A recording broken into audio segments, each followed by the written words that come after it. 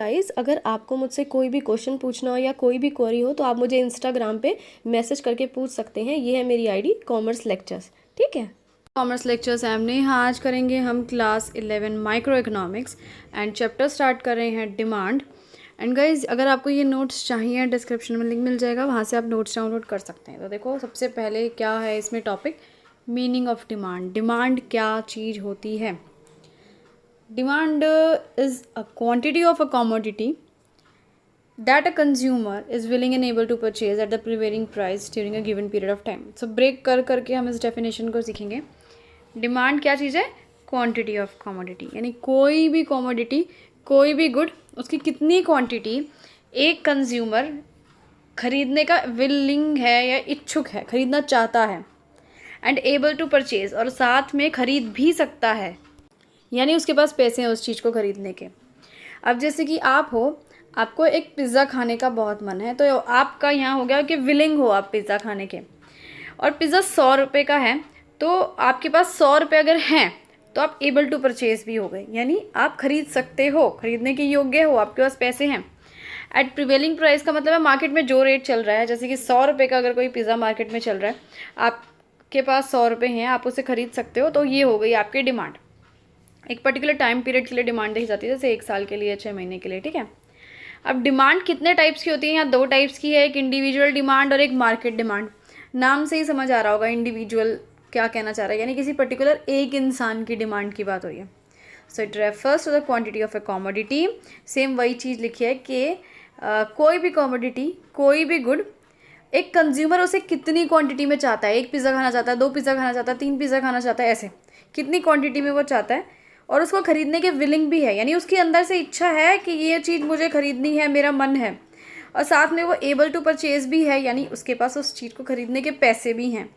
Prevailing price, यानी market में जो प्राइस चल रहा है उसके पास उतने पैसे हैं, और पर्टिकुलर पीरियड ऑफ टाइम, यानी एक पर्टिकुलर टाइम की बात करिए, जैसे कि 1 साल में वो कितने प्रोडक्ट खरीद रहा है, खरीदने के इच्छुक है, जो भी है।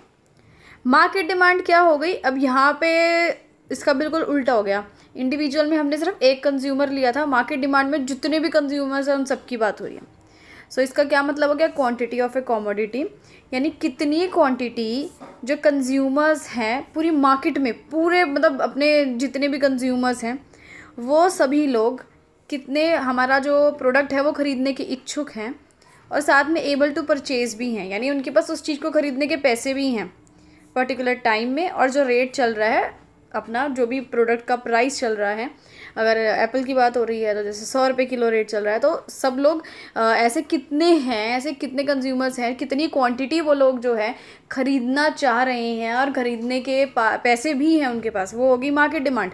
इसमें एक चीज़ है डिमांड फंक्शन, यानी इसके जो फैक्टर्स हैं, किस किस चीज़ से डिमांड पे इफेक्ट पड़ता है। तो सबसे पहले देखते हैं, यहाँ लिखा हुआ है DX, और यहाँ कुछ टर्म्स लिखी हुई हैं, यानी डिमांड एक्स का मतलब है, यहाँ एक्स एक प्रोडक्ट को मान के चल रहे हैं, एक गुड को मान के चल रहे हैं, जैसे कि पिज़्ज़ा मान लेते हैं।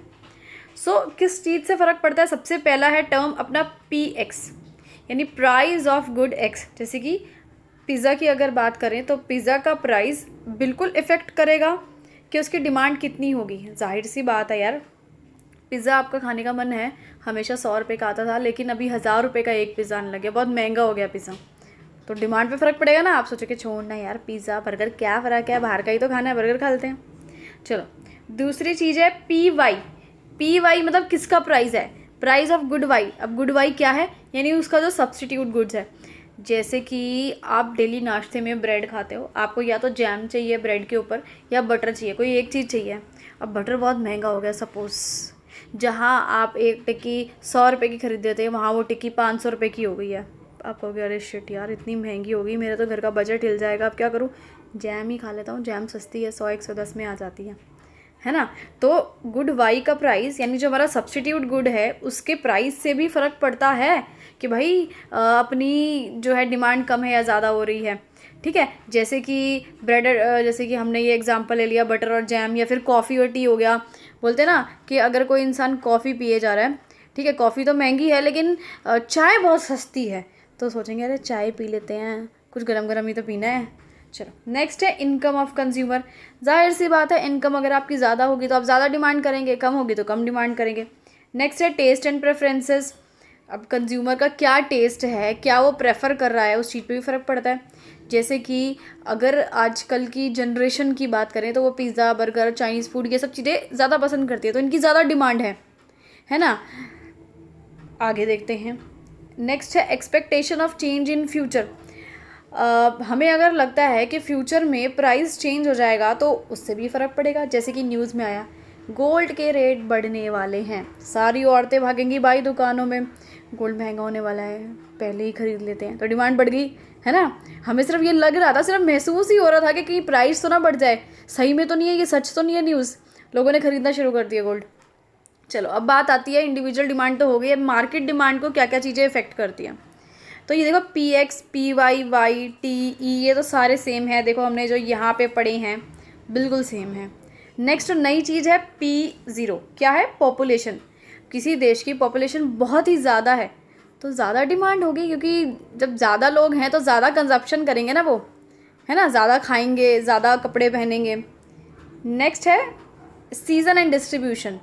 इसका क्या मतलब है, अब सीज़न चल रहा है किसी प्रोडक्ट का तो भाई उसकी ज़्यादा डिमांड है, गर्मियाँ चल रही है, अभी AC कूलर जो लोग ज़्यादा मांगेंगे, सर्दियों में थोड़ा ना दिसंबर में पहुंच जाएंगे AC कूलर हमने ख़रीदना ही ख़रीदना है, हमें नहीं पता हमें इसी महीने ख़रीदना है। चलो नेक्स्ट है डिस्ट्रीब्यूशन ऑफ इनकम, यानी इनकम कैसे डिस्ट्रीब्यूट हो रखी है। सबके पास अगर इक्वली डिस्ट्रीब्यूट है तो प्रोडक्ट की डिमांड बहुत ज़्यादा हो गई, लेकिन हमारी इकॉनमी में क्या है, रिच जो है बहुत ज़्यादा रिच है, पुअर जो है बहुत ज़्यादा पुअर हैं, तो यूजुअली पुअर लोग जो हैं वो लोग इतना अफोर्ड नहीं कर पाते, बहुत सारे ऐसे गुड्स हैं जिसकी वजह से डिमांड कम रह जाती है। ठीक है, इससे वीडियो ख़त्म।